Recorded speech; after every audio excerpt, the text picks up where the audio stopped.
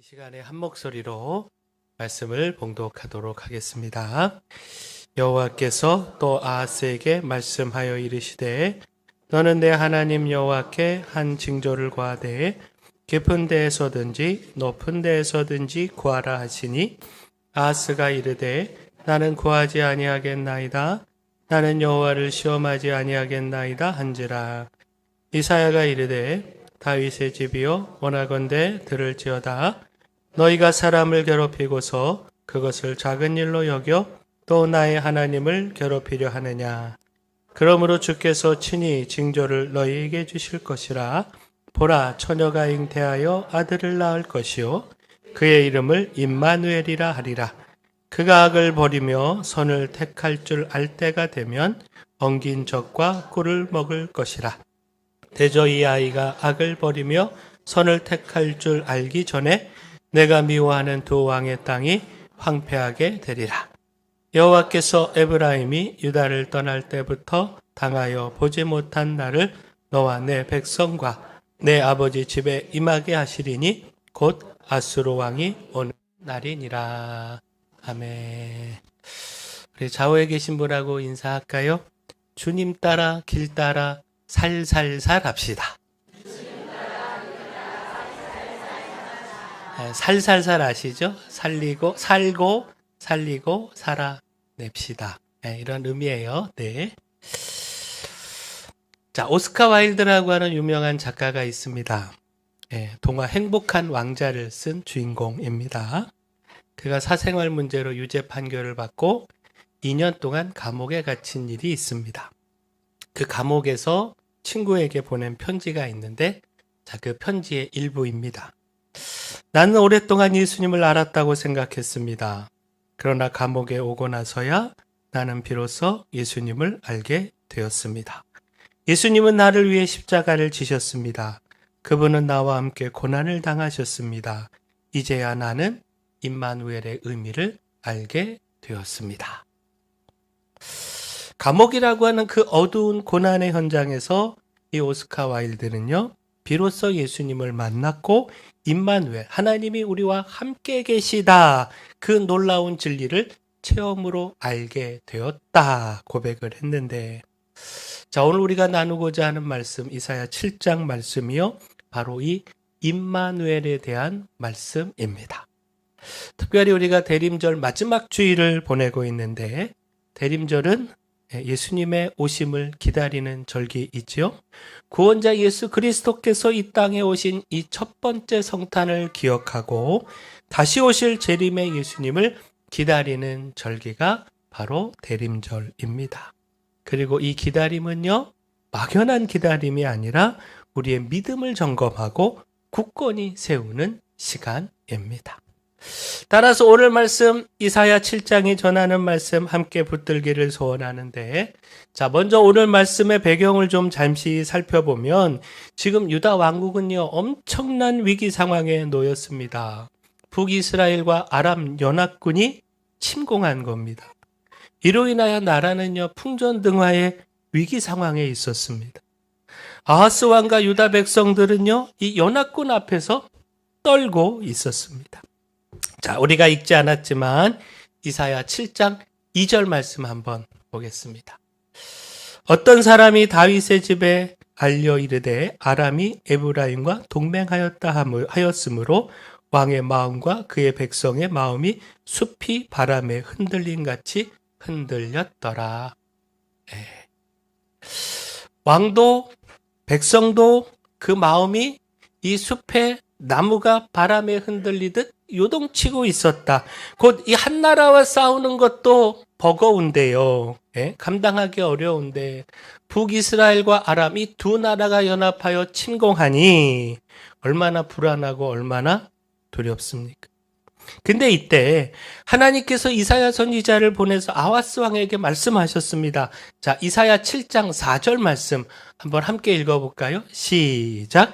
그에게 이르기를 너는 삼가며 조용하라. 르신과 아람과 르말리아의 아들이 심히 노할지라도 이들은 연기 나는 두 부직갱이 그루터기에 불과하니 두려워하지 말며 낙심하지 말라. 두려워하지 말라. 낙심하지 말라. 그들은 그저 연기 나는 두 부죽갱이 구루터기에 불과하다. 내가 너와 함께한다. 더불어 하나님께서는 이렇게도 약속하셨는데 북이스라엘과 아람의 계획은 결코 서지 못하고 이루어지지 못할 것이다. 자, 근데 문제는요. 유다왕 아하스가 이 말씀, 하나님이 주신 말씀을 믿지 못했다라는 겁니다. 하나님의 약속과 그 보호하심, 이거 신뢰하지 못했습니다.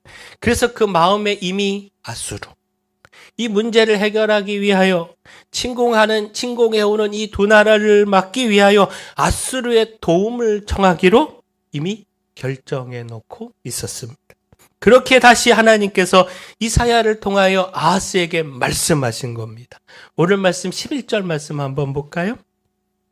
너는 내 하나님 여호와께 한 징조를 구하되 깊은 데에서든지 높은 데에서든지 구하라 하시니. 징조를 구하라. 다시 말해 믿음을 구하라는 겁니다. 지금 내가 나를 믿지 못하고 있지.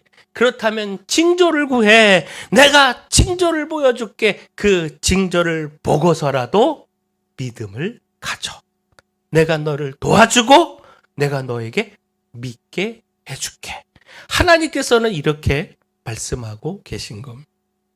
여기서 깊은 데에서든지 높은 데에서든지, 이 표현은요 히브리어 원문을 보면 스올만큼 깊은 곳에서든지 하늘만큼 높은 곳에서든지 이런 뜻입니다. 그러니까 한마디로 지옥만큼 깊든 하늘만큼 높든 상관없다는 겁니다. 어떤 징조라도 하나님께서 다 보여주시겠다라는 겁니다.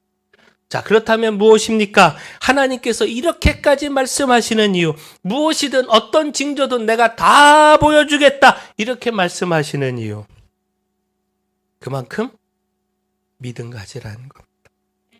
하나님께서는요 아하스의 믿음을 간절히 바라신다는 것. 믿음이 없어서 이 아수르를 의지하는 그 어리석음, 하나님을 보지 못하는 그 영적인 무지함, 이것 안타까워하셨다라는 겁니다. 결국 이 말씀은요 오늘 우리에게도 동일한 말씀이죠. 대림절을 보내며 우리가 가져야 하는 것, 하나님께서 우리에게 간절히 원하시는 것, 믿음입니다. 하나님은 우리가 믿음 갖기를, 하나님을 향한 절대적 믿음으로 살아가기를 너무도 바라십니다. 근데 오늘 말씀 아하스의 대답이요 참 가관입니다. 자, 12절 말씀 한번 보시면 아하스가 이르되 나는 구하지 아니하겠나이다. 나는 여호와를 시험하지 아니하겠나이다 한지라. 자, 언뜻 들으면요 참 경건한 대답처럼 들립니다. 아니 하나님을 어찌 시험합니까? 그 불경스러운 일을 제가 어찌 하겠습니까? 지금 이렇게 이야기하고 있는 것이기 때문입니다. 근데 이것은요 경건한 대답이 아닙니다. 이것은 경건으로 포장한 불신앙입니다. 하나님의 은혜를 거절하는 완고한 마음입니다. 하나님께서 친히 징조를 구하라 말씀하셨는데 그것을 시험이라고 말하는 거, 이건 교만입니다. 하나님의 초대를 거절하는 겁니다. 그래서 이사야가 13절에 책망한 겁니다. 자, 13절 한번 보시면 이사야가 이르되 다윗의 집이여 원하건대 들을지어다 너희가 사람을 괴롭히고서 그것을 작은 일로 여겨 또 나의 하나님을 괴롭히려 하느냐. 곧 이 말씀은요 너희가 그렇게 백성들을 학대하고도 마치 그것이 아무 일도 아닌 것처럼 하나님 앞에서 경건을 가장하고 이제는 불신 하나님의 은혜마저 거절하려고 하는구나, 이렇게 책망하고 있는 겁니다. 자, 결국 무엇입니까? 오늘 우리가 여기서 깨달아야 하는 것, 믿음을 위하여 깨달아야 하는 것, 진실함입니다. 하나님 앞에서의 진실함, 또한 용기입니다. 그 우리의 믿음 없음을 진실하게 고백하는 용기. 어리석게 그 자신을 포장하지 말고, 경건함으로 포장하지 말고, 믿음 있는 척, 믿음 좋은 척 스스로를 꾸미지 말고, 결코 하나님 앞에서 그 무엇도 속일 수 없음을 기억하고 용기 내어 진실하게 솔직하게 우리의 연약함, 믿음 없는 이 어리석음을 고백하라는 겁니다. 그러므로 하나님의 도움을 구하라는 겁니다. 곧 우리가 하나님 믿습니다. 하나님 믿습니다. 네? 내가 믿습니다. 믿습니다. 자신의 믿음 없음을 부정하면서 입술의 고백, 주문처럼 외우는 고백보다는 하나님 나의 믿지 못함을, 이 연약함을 용서하옵소서. 그리고 이 믿음 없음을 도와주옵소서. 바로 이 고백이 하나님의 더 기쁨이 되는 고백 아니겠습니까? 나의 믿음 없음을 숨긴 채 그냥 믿음이 있는 양 우리 자신을 꾸미기보다 하나님 앞에 숨길 수 없는 우리의 마음을 기억하면서 우리 있는 모습, 연약한 모습 그대로를 하나님 앞에 솔직히 가져가는 것, 이것이 더 옳은 태도 아니겠느냐라는 겁니다. 곧 하나님을 절대적으로 믿어야 하는데 세상의 힘과 방법을 의지하고 믿고 있는 어리석음, 눈앞에 있는 사람을 의지하고 당장 손에 잡히는 돈을 의지하고 있는 믿음, 이 믿음의 어리석음을 솔직하게 고백하면서 도와달라고 구하는 모습이 하나님의 은혜를 경험하는 길 아니겠느냐라는 겁니다. 곧 마가복음 9장을 보면요, 귀신 들린 아이를 둔 아버지가 예수님의 책망, 할 수 있거든이 무슨 말이냐, 믿는 자에게는 능히 하지 못할 일이 없느니라. 이 책망을 듣고 이렇게 소리쳐 구하지 않습니까? 내가 믿나이다. 나의 믿음 없는 것을 도와주소서. 믿고 싶은데 믿어지지 않는 그 연약함을 솔직하게 고백을 했고요. 그 결과 예수님께서 그 솔직한 고백을 들으시고 그 아들을 고쳐 주셨습니다. 그 귀신을 내쫓아 주셨습니다. 믿음 없음을 인정하고 고백했을 때 하나님의 은혜가 임했습니다. 오늘 주의 오심을 기다리며 우리가 먼저 할 일, 믿음의 점검입니다. 우리의 연약한 믿음을 솔직하게 고백하는 겁니다. 경건함으로 포장하지 말고요. 주님, 믿음이 부족합니다. 믿음 주시옵소서. 믿음 없는 것 도와주시옵소서. 믿음을 구하며 은혜를 구하며 우리의 연약함까지 있는 그대로 하나님 앞에 나아가 도움을 구하는 것, 여기서부터 대림절의 은혜가 시작되는 줄 믿습니다. 자, 오늘 말씀을 보면요, 하나님께서 징조를 주셨습니다. 아하스 왕은 하나님을 시험하지 않겠다 경건한 척 말하며 그 징조를 거부했지만 이미 하나님이 아닌 아수르를 의지하면서 이 믿음을 위한 징조를 거부했지만 그럼에도 불구하고 하나님은요, 징조를 주셨습니다. 그 14절 말씀인데 우리 함께 읽어볼까요? 시작. 그러므로 주께서 친히 징조를 너희에게 주실 것이라. 보라, 처녀가 잉태하여 아들을 낳을 것이요 그의 이름을 임마누엘이라 하리라. 자, 하나님께서 주신 징조 임마누엘입니다. 처녀가 잉태하여 아들을 낳을 것인데 그 이름이 임마누엘이라는 겁니다. 자, 임마누엘, 히브리어로 임마누, 우리와 함께라는 뜻이고요. 엘은 하나님을 뜻합니다. 따라서 임마누엘, 하나님이 우리와 함께 하신다라는 뜻입니다. 자, 먼저 아하스가요, 구하지 않았는데도 불구하고 하나님께서 친히 징조를 주신다 하셨습니다. 여기서 깨달아야 하는 것이요, 그만큼 이 징조가 너무너무 중요하다라는 겁니다. 거절에도 불구하고 이 징조를 주실 만큼 이 징조가 우리 믿음을 위해서 너무너무 중요하다는 겁니다. 이 징조에 믿음의 답이 있다는 겁니다. 믿음을 위해 꼭 필요한 징조라는 겁니다. 근데 마태복음 1장 22절 23절, 자, 우리 앞에 화면 보고 같이 한번 읽어볼까요? 시작. 이 모든 일이 된 것은 주께서 선지자로 하여금 말씀하신 바를 이루려 하심이니 이르시되 보라, 처녀가 잉태하여 아들을 낳을 것이요 그의 이름이 임마누엘이라 하리라 하셨으니 이를 번역한즉 하나님이 우리와 함께 계시다 함이라. 아멘. 이 임마누엘, 이 예언이요, 예수 그리스도 안에서 성취되었다 증언하고 있습니다. 결국 무엇입니까? 믿음의 답, 임마누엘이 바로 예수 그리스도다. 곧 우리의 삶의 문제, 우리 두려움의 문제, 이 모든 문제를 이겨내는 그 해답, 예수 그리스도라는 겁니다. 바로 이 예수 그리스도가 어떤 상황에서도 놓치지 말아야 할 믿음의 답이라는 겁니다. 하나님께서 우리와 함께 하시기 위해 이 땅에 오신 임마누엘, 바로 그분이 예수님이시다라는 겁니다. 곧 그 임마누엘 뜻이 뭐라고요? 하나님이 우리와 함께 계시다. 자, 이 의미를 조금 바꿔볼까요? 하나님이 우리 편이시다. 에브라임과 아람 연합군이요 대적이 되어서 공격해 오는데 하나님은 그 대적편이 아니라 우리 편, 우리와 함께 하시는 우리 편 되신다라는 겁니다. 우리의 삶에 그 어떤 대적이 나를 침략하고 나를 두렵게 해도 하나님이 나와 함께 하셔서 하나님이 내 편 되시기에 두려워하지 않을 수 있다라는 겁니다. 곧 로마서 8장 31절, 그런즉 이 일에 대하여 우리가 무슨 말하리요? 만일 하나님이 우리를 위하시면 누가 우리를 대적하리요? 하나님이 우리 편이면요, 그 누구도 우리를 대적하지 못합니다. 혹 그 누가 대적이 된다 할지라도 아무도 우리를 이길 수 없습니다. 다시 말해, 우리의 인생에 우리 편 되신 하나님을 통하여 항상 승리가 있습니다. 이 승리가 우리 안에 가득하기를 축원합니다.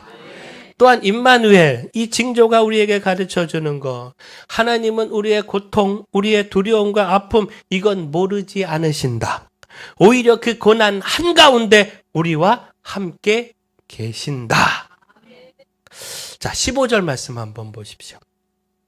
그가 악을 버리며 선을 택할 줄 알 때가 되면 그는 엉긴 젖과 꿀을 먹을 것이라.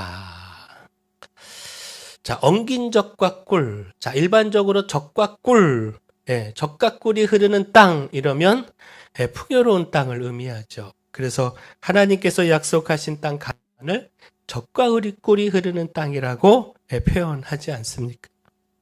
그런데 자, 여기서 엉긴 젖이라고 말씀하고 있잖아요. 자, 이것은요, 농경이 무너지고 살아남은 자들이 먹는 음식을 의미합니다. 다시 말해 이 말씀은요, 풍요가 아니라 고난의 상황을 표현하고 있는 겁니다. 근데 임마누엘의 아이가 그 엉긴 젖과 꿀을 먹는다. 곧 임마누엘이, 예수님이 우리의 고통에, 우리의 고난의 현장에 함께 하신다는 것. 우리와 함께 그 고난을 받으신다는 겁니다. 그 예수님은요, 화려한 왕궁이 아니라 가축우리 구유에서 태어나지 않았습니까? 가난한 자들, 병든 자들과 함께 하셨고요, 죄인들과 고통 중에 있는 자들과 함께 하셨습니다. 그리고 마침내 십자가의 고난까지 우리와 함께 하셨습니다. 바로 이것이 임마누엘입니다. 우리를 사랑하사 우리와 함께 하시는 하나님이십니다. 자, 또한 임마누엘, 이 말씀은요, 하나님께서 실제로 우리를 구원하시고 지키신다라는 의미입니다. 16절 말씀 보시면 이 아이가 악을 버리며 선을 택할 줄 알기 전에 내가 미워하는 두 왕의 땅이 황폐하게 되리라 말씀하고 있습니다. 자, 아이가 악을 버리고 선을 택할 줄 안다, 이 표현은요, 관용적 표현입니다. 일반적으로 아이가 2-3살 정도 되는 때를 말합니다. 따라서 이 말씀은요, 2-3년 안에 그 대적들을 물리치고 구원하신다라는 하나님의 구원의 메시지입니다. 아하스가 두려워하던 이 북이스라엘과 아람이 머지않아 무너진다. 하나님께서 그렇게 대적을 물리치고 유다를 지키신다라는 겁니다. 자, 결국 무엇입니까? 하나님은요, 거절하는 아하스에게 이와 같은 임마누엘의 징조를 말씀해 주셨습니다. 내가 너희 편이다. 내가 너의 고통과 두려움을 모르지 않는다. 내가 그 고통에 함께한다. 그리고 2-3년 안에 북이스라엘과 아람을 물리치고 너를 구원할 것이다. 징조를 통해 이처럼 놀라운 약속을 주셨습니다. 이것은 곧 그만큼 믿음 가져라. 임마누엘, 이 징조가 믿음의 답이 되니 이 징조를 보고 붙잡아서 두려움을 이기고 믿음을 가지라는 것. 거절에도 불구하고 이 징조를 주실 만큼 이 믿음 갖는 것이 너무너무 중요하니 불신을 버리고 믿음을 가지라. 이 말씀은 우리에게도 동일합니다. 하나님께서 예수 그리스도 안에서 가장 확실한 징조 임마누엘을 주셨습니다. 임마누엘로 오신 예수 그리스도가요, 우리 믿음의 답입니다. 우리의 삶의 모든 문제의 답이고 승리와 축복의 답입니다. 이것 잊지 말고 이 땅에 오신 예수 그리스도, 또한 다시 오실 예수 그리스도 우리가 바라보고 붙잡고 믿음 갖기를 소원합니다. 예수 그리스도를 향한 믿음으로 두려움을 이기고 불안을 이기고 문제를 이기고 우리 대적을 이기기를 소원합니다. 따라서 내려놓아야 합니다. 나만의 앗수로 내려놓아야 합니다. 앞서 말씀드린 것처럼요, 아하스 왕은요, 앗수르를 의지하고 있었습니다. 하나님의 징조를 거절했던 이유가 이 앗수르라고 하는 답을 가지고 있었기 때문입니다. 그런데 이 앗수르라고 하는 답, 오답입니다. 정답이 아닙니다. 오히려 유다를 파멸로 몰아갈 오답입니다. 7절 말씀 한번 볼까요?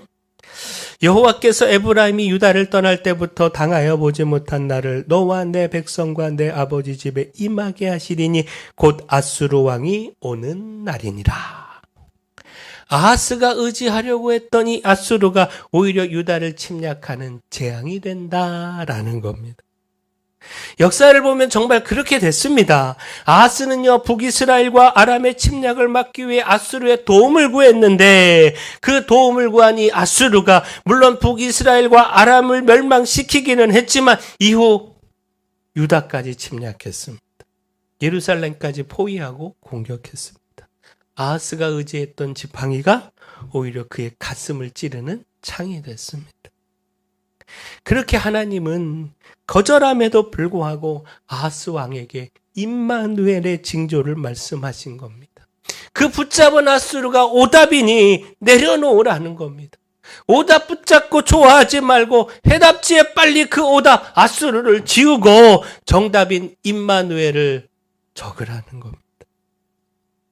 자, 그렇다면 오늘 우리는 어떤지요? 혹 오늘 우리도 나만의 앗수르를 붙잡고 있지는 않는지요? 그것이 오히려 우리를 망하게 하는데, 우리를 그릇된 믿음으로 이끌고 파멸로 이끄는데 마치 그것이 정답인 양 그것 붙잡고 있지는 않는지요? 우리는 아하스와 달리 빨리 그 오답 지우고 하나님이 주신 정답 앗수르를, 아니 예수 그리스도를 적어야 하지 않겠습니까? 이를 통하여 파멸이 아니라 구원의 삶, 승리의 삶 우리가 살아가야 하지 않겠습니까? 그 많은 사람들이 돈을 의지합니다. 하나님처럼 의지하곤 하는데 우리가 너무 잘 알지 않습니까? 그렇게 하나님처럼 의지한 돈은요, 결국 우리를 무너뜨립니다. 우리를 파멸로 이끕니다. 또 사람을 의지하곤 하는데 힘과 권력을 가진 사람, 항상 내 편이라고 생각하는 사람, 나를 도울 것이라고 생각하는 사람, 그 사람을 의지하고 붙잡는데, 근데 이것도 우리가 너무 잘 압니다. 그 의지하는 사람으로 인하여 상처받고 아픔 겪고 너무나도 쓰라린 고통을 겪습니다. 깊은 분노와 실망의 구덩이에 빠지게 됩니다. 또 어떤 사람은 자기 자신을 의지하는데 이것도 마찬가지입니다. 그 능력이 한계에 부딪힐 때 그것이 절망이 되어 우리 자신을 무너뜨립니다. 따라서 내려놓아야 합니다. 하나님께서 주신 임마누엘 예수 그리스도, 그 답이 아닌 다른 답을 붙잡고 있다면 내려놓아야 합니다. 그렇게 나만의 앗수로 그 오답을 우리 인생에서 지워야 합니다. 대림절은 예수 그리스도 그 주님의 오심을 기다리는 절기입니다. 오늘 대림절 마지막 주일을 보내면서 이제 예수님이 오신 이 성탄절을 바로 앞둔 오늘 주일 예배를 드리면서 오직 예수님만 바라보리라 결단하는 시간 갖기를 소원합니다. 다른 무엇에 시선과 마음 빼앗기지 말고요. 그 다른 무엇 다 내려놓고 오직 예수님께만 집중하기를 소원합니다. 처음 서론에서 오스카 와일드의 이야기를 말씀드렸는데 그가 감옥이라고 한 어두운 고난의 현장에서 비로소 예수님을 만났고 임마누엘의 의미를 알게 됐다 말씀을 드렸는데 오늘 우리도요, 우리의 고난 가운데서, 우리의 연약한 가운데서 임마누엘, 우리와 함께 하신 하나님을, 그 예수님을 체험하기를 소원합니다. 그 그 예수님, 우리와 함께 계시는 하나님, 그 하나님을 붙잡고 승리하는 삶 살아가기를 축원합니다.